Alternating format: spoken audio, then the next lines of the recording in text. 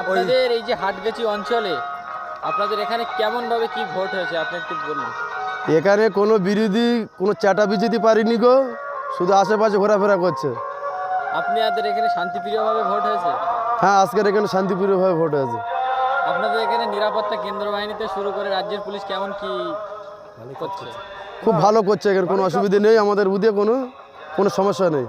যে সন্দেশখালী বারবার যে বিরোধীরা চক্রান্ত করছে তাতে টিএমসির কতটা প্রভাব পড়তে পারে?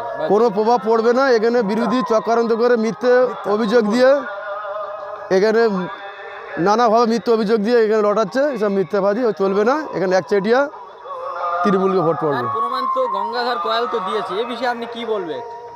একদম গঙ্গাধর কয়াল সত্য কথাটা বলেছে।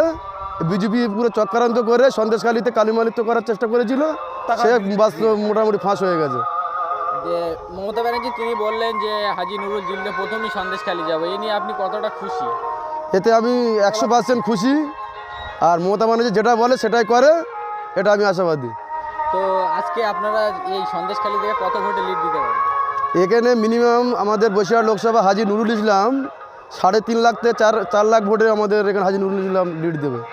রেখা পাত্র তো বারবার অভিযোগ করছে যে হাজী নুরুল গহারা হারবে, কি বলবেন? রেখা পাত্রকে আর মোটামুটি 4 তারিখের পরে দূরবীন দিয়ে দেখতে হবে, কোনো রকমের আর খোঁড়ার জায়গা নেই। বারবার যে অভিযোগ হচ্ছে যে বাইরের মহিলা নিয়ে এখানে প্রতিবাদ হচ্ছে বা বিক্ষোভ হচ্ছে, এ নিয়ে আপনি কি বলবেন?